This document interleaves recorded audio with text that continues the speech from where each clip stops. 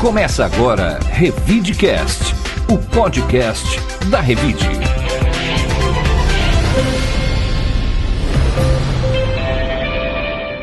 Olá, eu sou a Bel de Farias, bem-vindo ao nosso Revidecast, o podcast da Revide. Olá, eu sou o Murilo Pinheiro. Aqui você vai saber de tudo o que aconteceu de mais importante na última semana. Uma parcela dos servidores municipais de Ribeirão Preto segue em greve. O funcionalismo público cruzou os braços após a prefeitura divulgar o reajuste salarial de 6% para a categoria. O anúncio ocorreu pouco mais de um mês depois do governo anunciar o aumento em 49% do salário do prefeito, vice-prefeito, vereadores e secretários municipais. O Sindicato dos Servidores não aceitou a proposta e solicita um reajuste de 16%. Segundo a prefeitura, o reajuste proposto está acima do índice inflacionário, o IPCA, que fechou em 5,79. Além disso, o executivo alega que a média salarial dos servidores municipais de Ribeirão Preto estaria entre as mais altas do estado de São Paulo. No final de semana que antecedeu a greve, um juiz plantonista acatou o pedido da prefeitura e determinou que 100% dos servidores que atuam em serviços essenciais continuem trabalhando durante a greve. Caso contrário, o sindicato receberia uma multa diária de R$100 mil.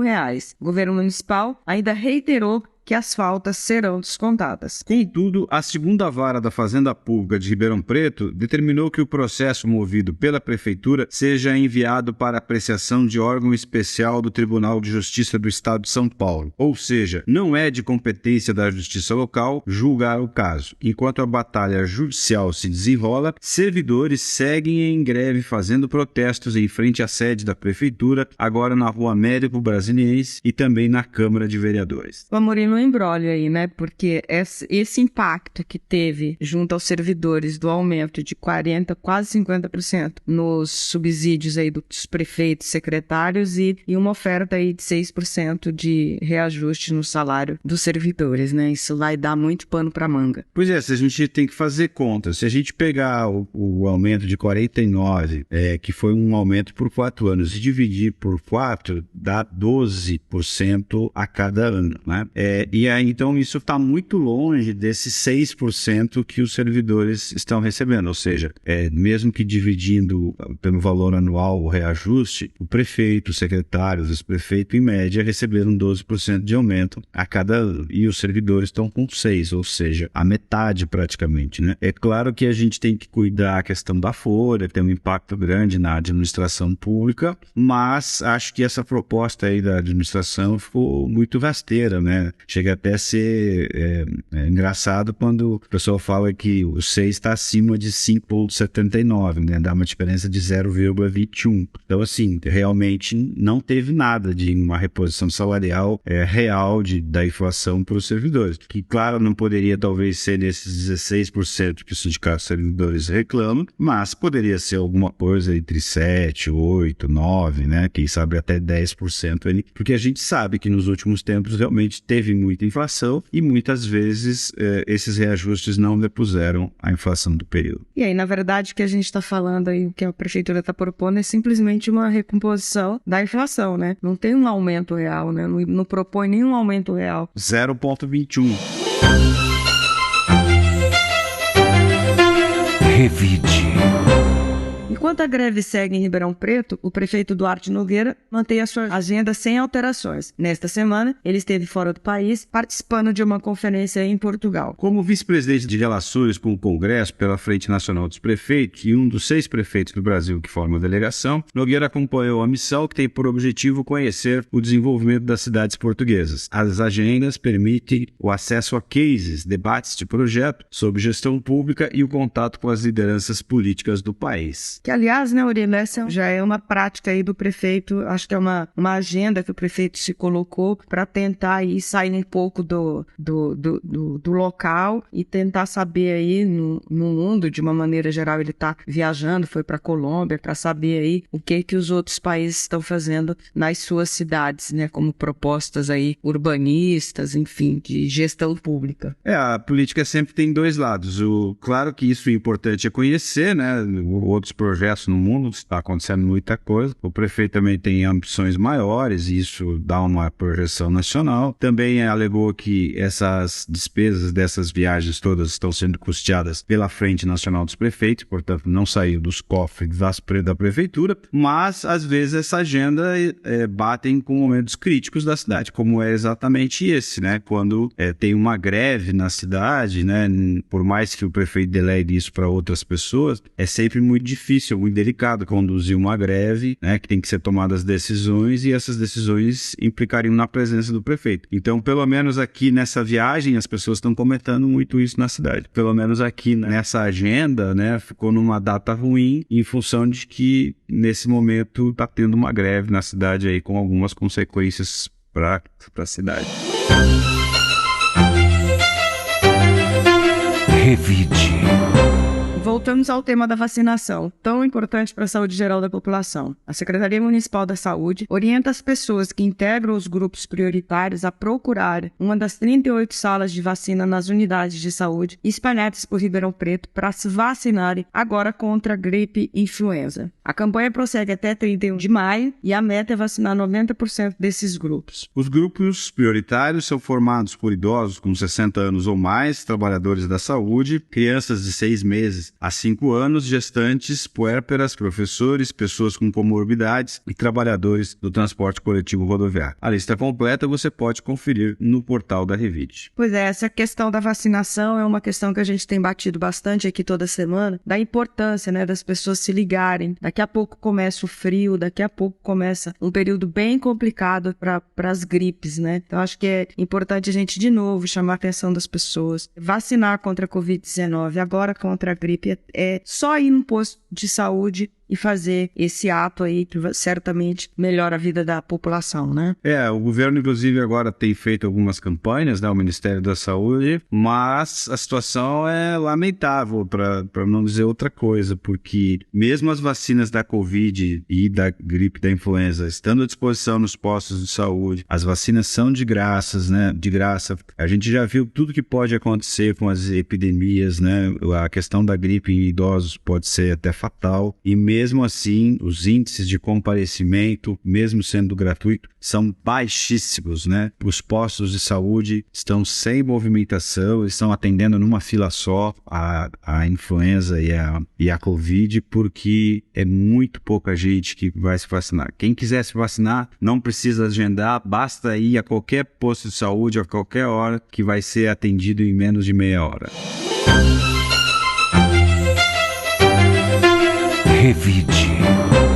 O Centro de Voluntariado de Ribeirão Preto realizará nos dias 15 e 29 de abril o programa de capacitação de novos voluntários. O evento ocorrerá na sede da entidade, localizada na Avenida Caramuru, número 2025, e contará com palestras e oficinas relacionadas ao trabalho voluntário. As vagas para novos integrantes estão abertas e as inscrições, que custam R$60, podem ser feitas pelo site. Há vagas para projetos como Conta Mais, que forma voluntários para a contação de histórias em hospitais atendendo crianças e adolescentes. Outro projeto é o Histórias e Oficinas, que além de contar histórias, também promove oficinas criativas e alguns núcleos de convivência do Serviço de Convivência e Fortalecimento de Vínculos. Há ainda o Ouvidores de Histórias, que o objetivo é levar os idosos a instituições de acolhimento, carinho e atenção. Esses projetos são muito interessantes, né? Porque são feitos pelo Centro Voluntariado, geralmente são pessoas que fazem esse trabalho sem receber por isso, né? Trabalho voluntário, e ajudam essas pessoas de várias entidades, ainda mais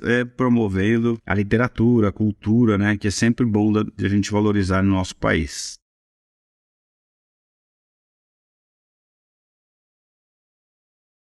A primeira frente fria do ano se aproxima de Ribeirão Preto. A maior parte do estado de São Paulo começou esta semana com um tempo firme e ensolarado, com poucas nuvens, mas essas condições meteorológicas devem se alterar nos próximos dias. De acordo com o clima-tempo, a passagem dessa frente fria e a presença de um sistema de baixa pressão atmosférica entre o sul do Brasil e o Paraguai deve estimular a ocorrência de chuva no sudoeste nos próximos dias. A frente fria deve chegar com mais força no início da próxima semana e as temperaturas temperaturas devem cair gradualmente ao longo dos dias. A previsão de mínima de 15 e máximas não passando dos 26. Bom o friozinho chegar, né, Murilo? Tá na hora da gente sentir um clima diferente em Ribeirão. Acho que o clima esfriar um pouco vai ser bom, né? E também a questão de parar um pouco de chover, né? Choveu muito, isso já traz alguns prejuízos aí para a agricultura, né? E para a cidade também, né? Foi um período de muita chuva. Vamos ver se agora o tempo dá uma equilibrada. E como vocês já devem estar acompanhando, a Revide lançou o projeto Nosso Bairro, Nossa História, no qual contamos histórias, curiosidades e ressaltamos a importância dos bairros de Ribeirão Preto. Nas últimas edições dessa série, que é feita um bairro por mês, já falamos sobre a Vila Tibério, o Centro e os Campos Elíseos. O próximo bairro que vai circular na próxima edição impressa é o Jardim Irajá e o Jardim Botânico. Os dois bairros a gente vai falar sobre o assunto. Murilo, esse é um projeto aí que a gente está apostando de mostrar para Ribeirão Preto um pouco mais da história dos bairros, né? Acho que tem muita gente que não conhece, que mora aqui na Zona Sul e que nunca foi numa Vila Tibério, vai muito pouco ao centro da cidade. Acho que é importante a cidade se reconhecer, né? Sim, e as pessoas gostam muito disso, né?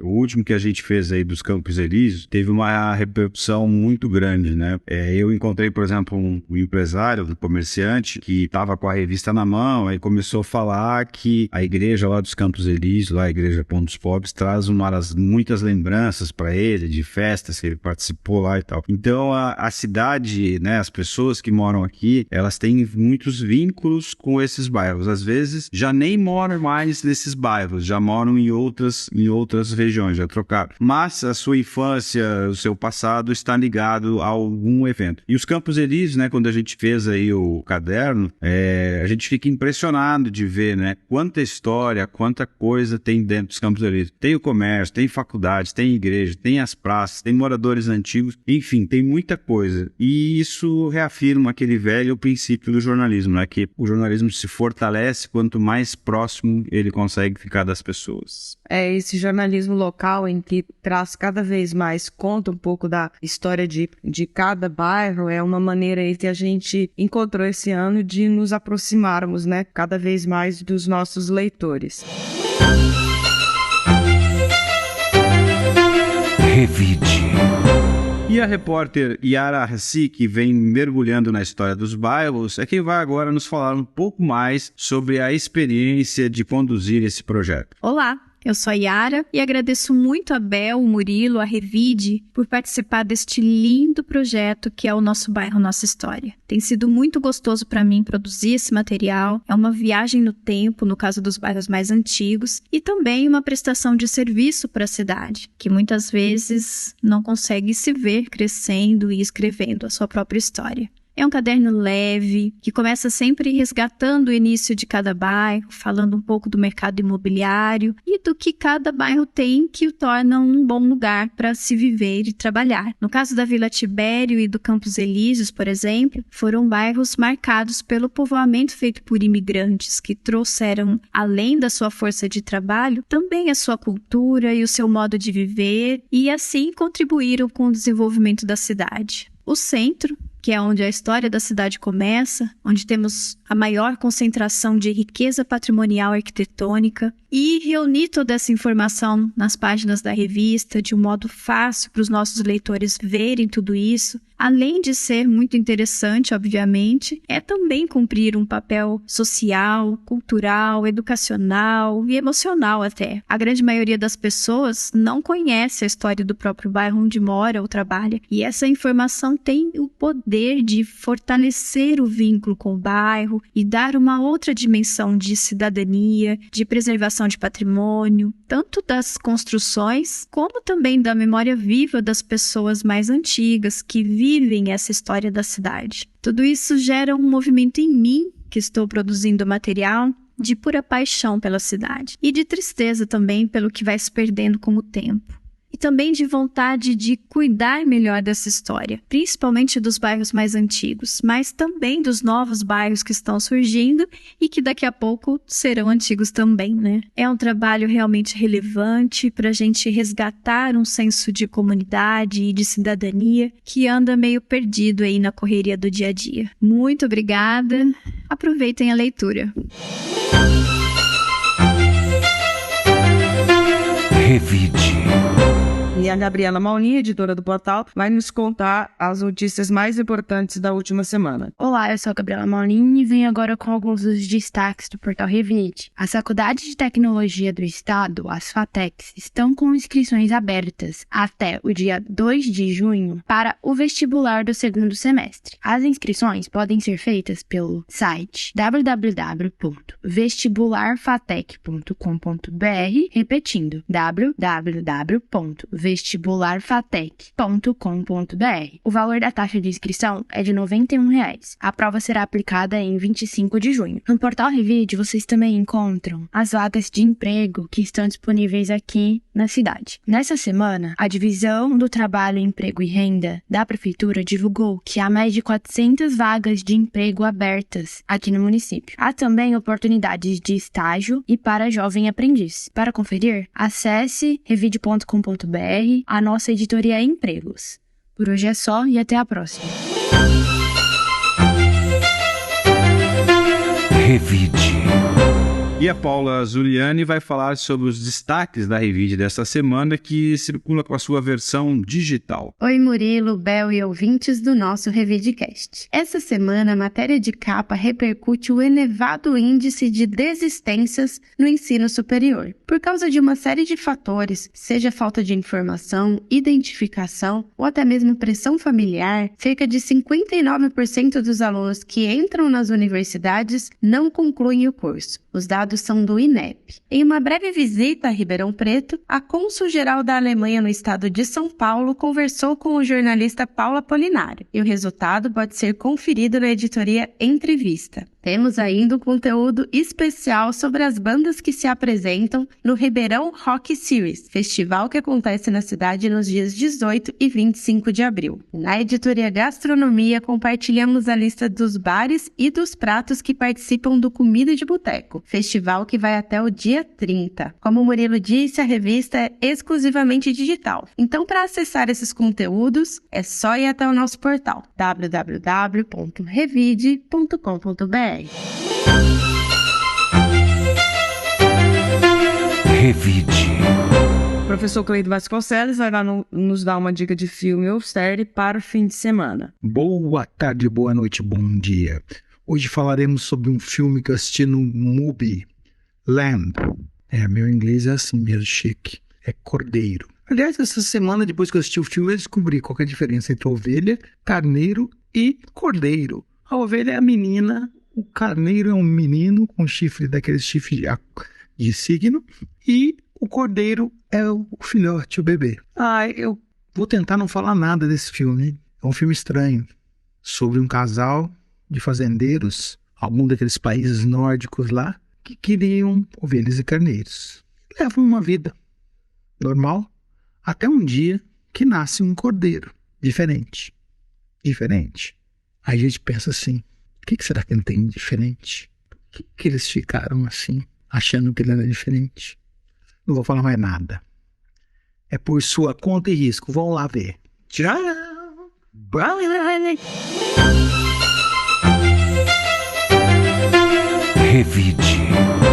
Por hoje ficamos por aqui. Quero agradecer os ouvintes que nos acompanham toda semana e desejar um excelente fim de semana para todos. Um bom fim de semana para todos e obrigado por nos acompanhar. Até a semana que vem. O Revidecast tem a edição do Rodrigo Leone e está disponível nas plataformas de áudio Spotify, Amazon, YouTube, SoundCloud, Deezer, Apple Podcasts e Google Podcasts. Você ouviu Revidecast, o podcast da Revide.